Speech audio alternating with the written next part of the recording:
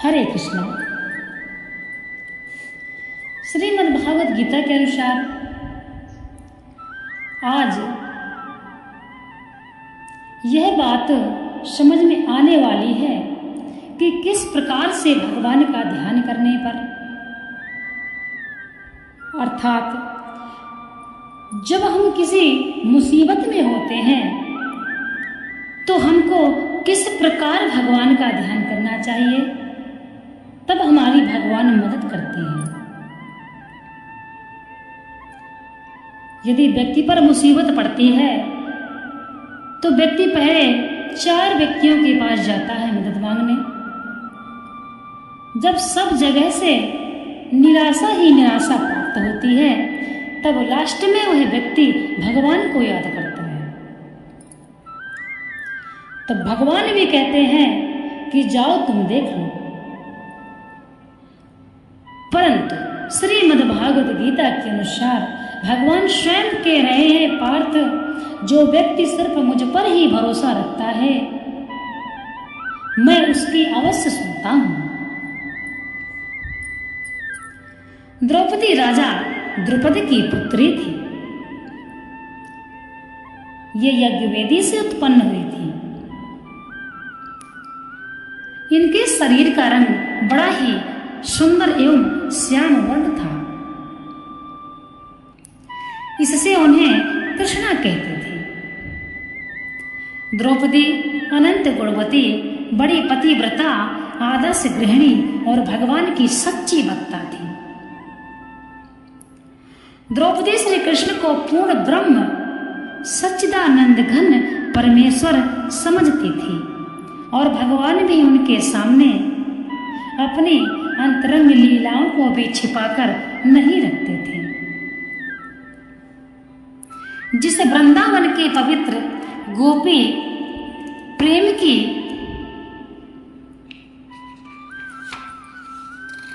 यहाँ भगवान और द्रौपदी का आजकल व्यक्ति कैसी दोस्ती रखते हैं और भगवान कृष्ण और द्रौपदी की कैसी मित्रता थी, सुने। दिव्य बातें गोप रमणियों के पति पुत्रों तक को मालूम नहीं थी। उन लीलाओं का भी द्रौपदी को पता था। इसीलिए चीर हरण के समय द्रौपदी ने भगवान को गोपी जनप्रिय कहकर पुकारा था। जब दुष्ट दुशासन दुर्योधन की आज्ञा से एक वस्त्रा द्रौपदी को सभा में लाकर बलपूर्वक उनकी साड़ी खींचने लगा और किसी से भी रक्षा पाने का कोई भी लक्षण न देख द्रौपदी ने अपने को सर्वथा असहाय समझकर अपने परम सहायक, परम बंधु, परमात्मा श्री कृष्ण का स्मरण किया।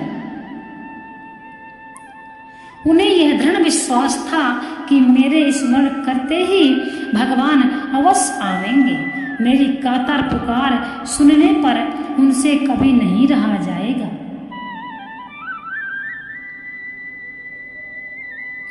इसलिए द्रौपदी ने भगवान श्री कृष्ण को ही पुकारा। द्रौपदी ने भगवान का स्मरण करके कहा, हे गोविंद, हे द्वारिका वासिन, हे कृष्ण, हे गोपी जनप्रिय, हे केशव, क्या तुम नहीं जान रहे हो कि मेरी कौरव मेरा तिरस्कार कर रहे हैं? हे नाथ, हे लक्ष्मी नाथ, हे ब्रजनाथ, हे दुखनाशन, हे जनार्दन, कौरव समुद्र में डूबती हुई मुझको बचाओ। हे कृष्ण, हे महायोगिन, हे विश्वासमन, हे विश्वभावन, हे गोविंद, कौरव के हाथों में पड़ी हुई मुझ शरणागत दुखनी की रक्षा करो। तब द्रौपदी की पुकार सुनते ही जगदीश्वर भगवान का हृदय द्रवीभूत हो गया था और वे कृपालु भगवान कृपा परवश हो सैया छोड़कर पैदल ही दौड़ पड़े। कौरवों की दानवी सभा में भगवान वस्त्रावतार हो गए द्रौपदी की एक वस्त्र से उसका दूसरा और दूसरे तीसरा इस प्रकार भिन्न भिन्न रंगों के वस्त्र निकलने लगे। वस्त्रों का वहां ढेर लग गया। ठीक समय पर प्रिय बंधु ने पहुंचकर अपनी द्रौपदी की लाज बचा ली। दुशासन थककर जमीन पर बैठ गया और भगवान ने इस प्रकार से अपनी मित्र द्रौपदी की रक्षा की।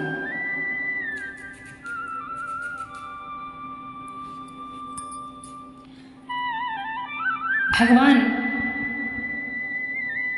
इसीलिए हमारे लिए ही गीता रामायण ये सब कुछ है। यदि इसीलिए कहते हैं बच्चों को छोटे से ही बचपन से ही गीता रामायण समझाओ पढ़ाओ, यह माता पिता का कर्तव्य है। जब व्यक्ति अपने बच्चों को छोटे से ही गीता समझाएगा तब बच्चा भी पाप और पुण्य में फर्क समझेगा। गीता हमें सिखाती है कि हमें क्या करना चाहिए और हमें क्या नहीं करना चाहिए।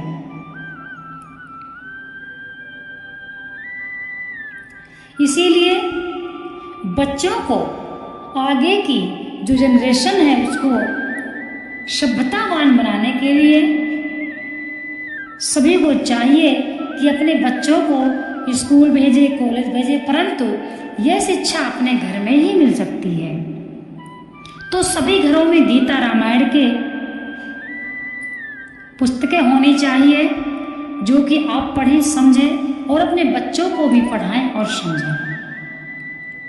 आजकल के बच्चे स्कूल में या हर जगह अपने दोस्त बना लेते हैं और गलत भी कर बैठते हैं। इसलिए आज के वक्त में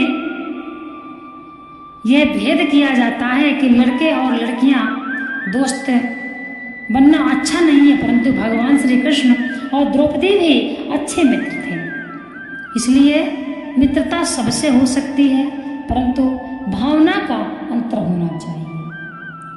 इसीलिए गीता पढ़ना अनिवार्य है।